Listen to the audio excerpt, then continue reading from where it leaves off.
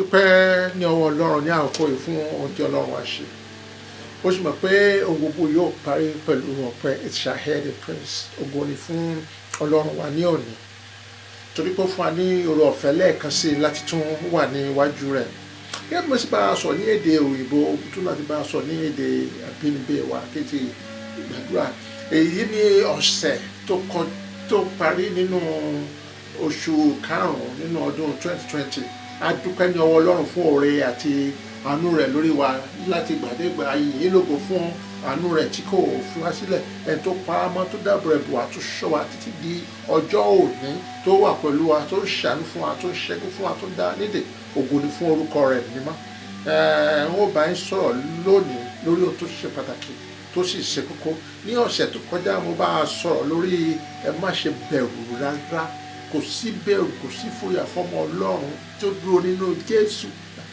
Torí pé kí ni Ọlọ́run wa Ọlọ́run ni, kò yí padà. Torí náà ohun tí mo bá sọ lọ́sẹ̀ tó kọjá ni pé má ṣe bẹ̀rù nínú ohunkóhun, má ṣe bẹ̀rù rárá. Ní òní wọ́n bẹ̀ sọ lórí wípé gbogbo ìdojúkọ rẹ jẹ́ kó sọ ọ́ di alágbára tí di aṣẹ́gun. Jẹ́ kí gbogbo ìṣòro rẹ kó sọ ọ́ di alágbára tí di aṣẹ́gun. Èyí ni yóò mú ọ láti ṣe àwọn kan wọ̀nyí tó Ọlọ́run rán ọ wá ayé láti wá ṣe. Torí náà ìṣòro máa ń sọ ní di alágbára ni. Ó ní wọ́n sì bá ọ sọ̀rọ̀ ní òní. Jẹ́ ká gbàdúrà kó tó pé a ó tẹ̀síwájú. Ọlọ́run ayérayé, ìjìnlẹ̀ ìfẹ́, o ò ní bẹ̀rẹ̀, o ò lópin. Ó wà títí láé nígbà tí ó lè ṣe ohunkóhun mọ́ ni. Nítorí náà mo dúpẹ́ ní ọwọ́ rẹ ní àkókò mo yìn ọ́ lógo. Ògo ni fún orúkọ rẹ. Ìyìn ni fún orúkọ rẹ. Òsánà ni fún orúkọ rẹ. Mo gbé ọ̀gá, mo yìn ọ́ torí pé ò ń gbọ́ àdúrà mi ní ìgbà gbogbo. Gbogbo àwọn àni tí wọ́n wà nínú ipò ìwòsàn tó ní wọ́n fẹ́ àdúrà, ó gbàdúrà fún ọ ní orúkọ ti Jésù Kristi, wọ́n sì rí ìwòsàn. Gbogbo àwọn tó wà nínú wàhálà wa gbàdúrà fún ọ, ìwọ Ọlọ́run sì tú wọn sílẹ̀ torí pé wọ́n gbàgbọ́ nínú orúkọ tí ń bẹ nínú ti Jésù Kristi. Ọlọ́run àwọn ọlọ́run, ọba àwọn ọba, olúwa àwọn olúwa, alágbára gíga, Ọlọ́run ìyanu, àìkú, àìtí, àìdíbàjẹ́, Ọlọ́run tó ti wà tí ó sì ti máa wà títí láéláé. Mo gbé ọ̀gá, mo yìn ọ́ lógo, mo fi ògo ọlá àti fún orúkọ tó pé ó dá wa sí ọ̀pọ̀ àmọ́ títí di àkókò yìí. Ọ̀pọ̀lọpọ̀ ń kúlọ̀ tí wọ́n kúlọ̀ sí inú wa ò dùn sí pé wọ́n kú, ṣùgbọ́n Ọlọ́run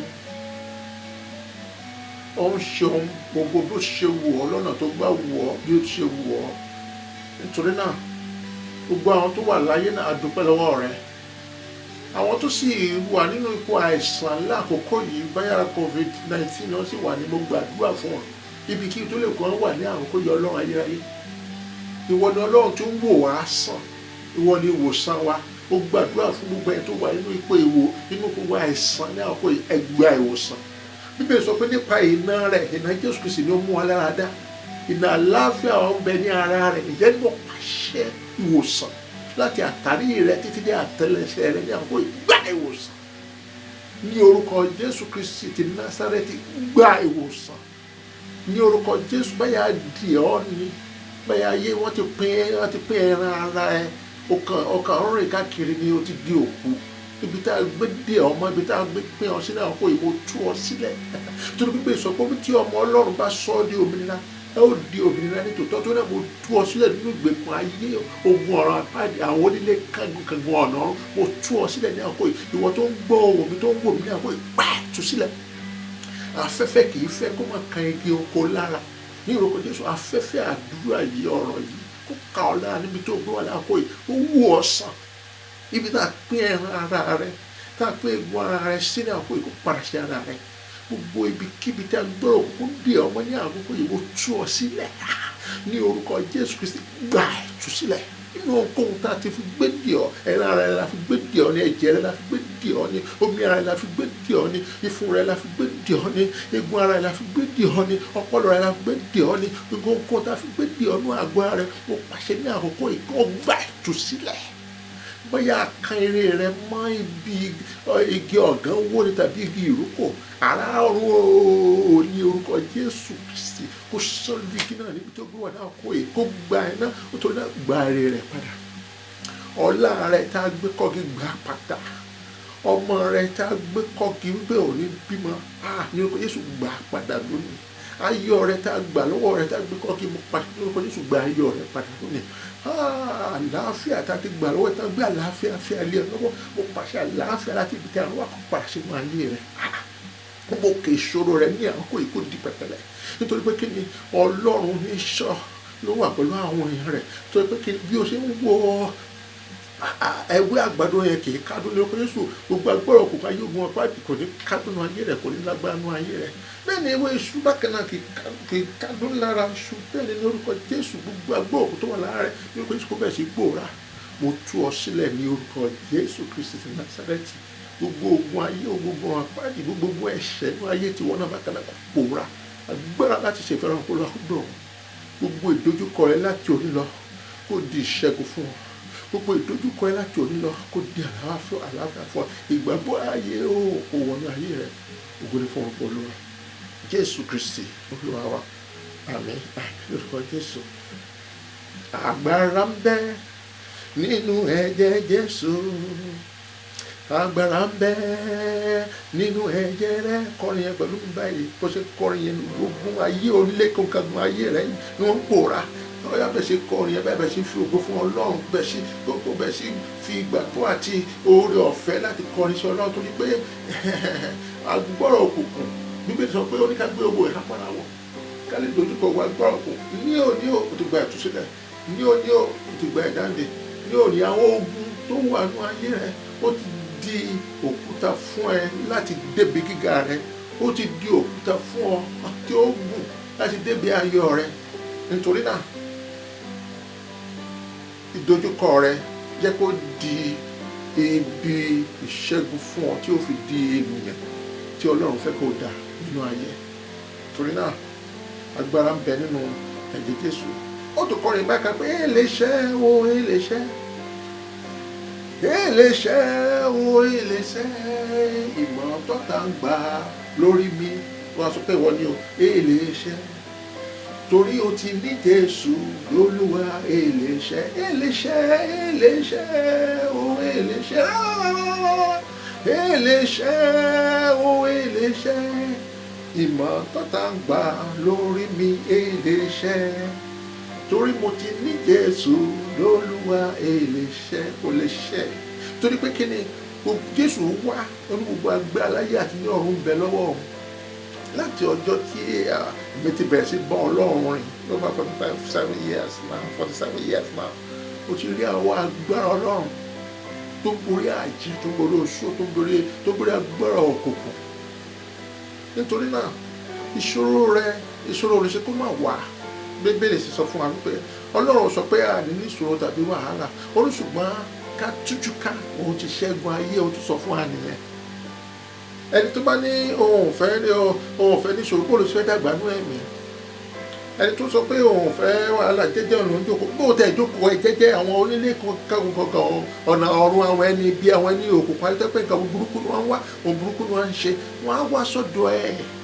Kò sí bó ṣe lè sá tó, kò sí bó ṣe lè pamọ́ tó, wọ́n á wá sọ́dọ̀ ẹ̀. Bó sì sọ pé ó fẹ́ wọnú ẹgbẹ́ àjẹ́ láti inú ọ̀run àpáàdì inú ọ̀run àpáàdì mi. Bó bá sì sọ pé ó fẹ́ wọnú ẹgbẹ́ òkùnkùn, wọ́n fẹ́ gbọ́ agbára ilé oṣù gbọ́n kó tó lè kó fẹ́ wọ̀ láti inú òkùnkùn dé inú òkùnkùn ní ìfọ́jú ní. Ṣùgbọ́n Ọlọ́run alààyè nìkan ní ń gbani. Jésù ló ń gbani, Jésù ló ń lani, Jésù ló ń fi ní lọ́kàn balẹ̀. Títí láyé àti lọ́run ni Jésù ni mo yàn ní tèmi. Èmi ti dìbò fún Jésù, èmi ti dìbò fún Jésù.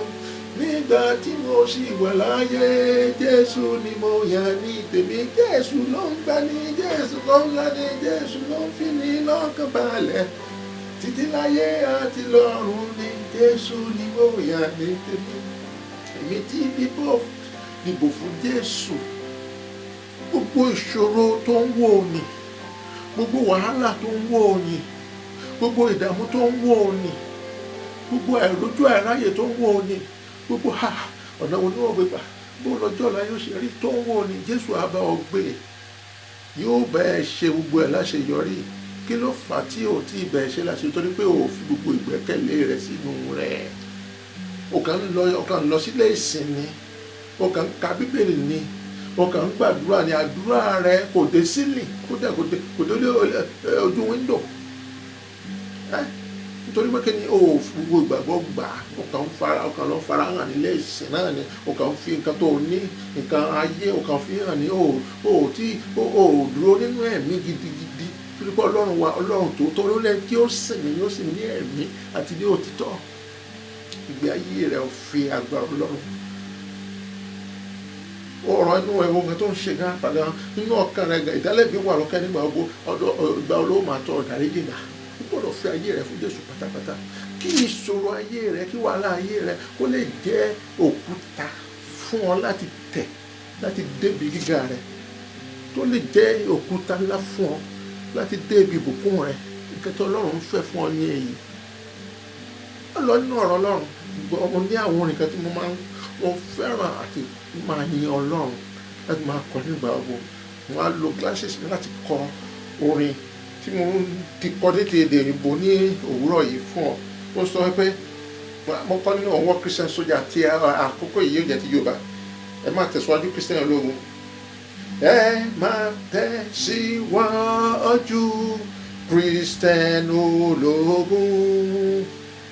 Máa tẹjúmọ́ Jésù tó ń bẹ níwájú. Kristi Olúwa wa ní balógun wa. Wo àsíá rẹ̀ wá níwájú ogun. Ẹ máa tẹ̀síwájú, ẹ máa tẹ̀síwájú Christian ológun. Ṣàtẹ̀júmọ́ Jésù tó ń bẹ níwájú. Ní orúkọ Jésù, ogun èṣù sá. Jẹ́ Christian ológun máa ń sòsì ṣẹ́gun. Ọ̀run àpàdé mi ní òhìí. Ara gbóhùn yín ga, gbóhùn yín sókè. Ẹ máa tẹ̀síwájú, ẹ máa tẹ̀síwájú Christian ológun. Ṣàtẹ̀júmọ́ Jésù tó ń bẹ níwájú. Bí ẹgbẹ́ ogun ńlá níjọ Ọlọ́run. Ara àrílọ́nà táwọn mímọ́ rí. Àkóyá wa ní ipa ọkàn nírètí. Ọkàn nírètí lẹ́kọ̀ọ́, ọkàn ní ìfẹ́. Ẹ máa tẹ̀síwájú Christian ológun.